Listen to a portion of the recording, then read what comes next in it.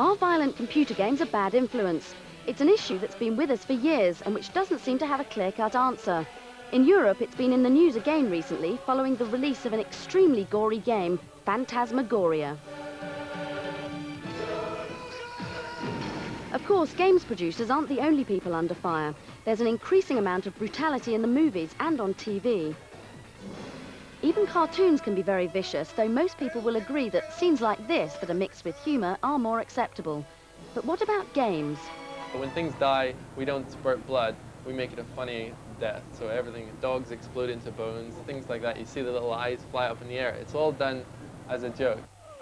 But in a lot of shoot-'em-ups and beat-'em-ups, it's anything but a joke. Many titles make violence the whole point of the game, and some are guilty of a very bloodthirsty approach. There are beat-'em-ups, and you know they're on a cartoony kind of basis. But when you start getting involved in gore and death moods, I think that's getting a little bit near the knuckle. I just played a game on another stand, which was two dinosaurs fighting, and there's so much blood coming out of the dinosaurs that you can hardly see what's going on. And when they hit, there's just this spurt of blood, and it's just getting silly. But you can't deny that violent games are some of the world's best sellers. Beat-em-up buffs say that because games are fantasy and the characters are only graphics, it's not fair to judge them the same way as a film, because they're not realistic. But with the increasing use of sophisticated new technology, this distinction between reality and fantasy is fading. We are now seeing incredible graphics and full-motion video which simulate reality very convincingly. So what's the answer? In some countries, the games companies have introduced a self-regulating system of age rating. It provides information. I mean, it's voluntary.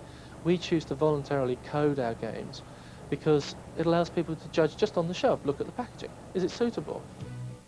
Sierra, the creators of Phantasmagoria, for instance, decided that it wasn't suitable for anyone under 18, but they went a step further and financed some university research into the whole topic.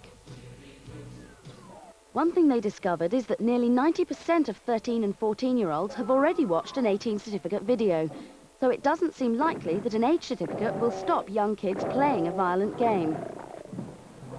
The research also showed that beat-em-ups are the most popular games, with 33% of players saying they were the games they preferred to play. Surprisingly, what also emerges is that the majority of mums and dads don't seem that bothered about the games their kids play. 86% said their parents never stopped them playing because they thought it might be bad for them. Now, we know this isn't a trendy opinion, but we think that very young game players should be protected from the worst of the violent images. And one thing we've noticed, as you probably have, is that more and more companies revel in using violent images and shock tactics to advertise their products.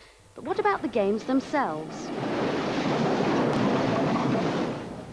It's not that the games aren't good, the games are good, but they don't need the blood. The blood is something that makes it neat and cool, and everyone is now trying to do more and more blood. It's people jumping on the bandwagon.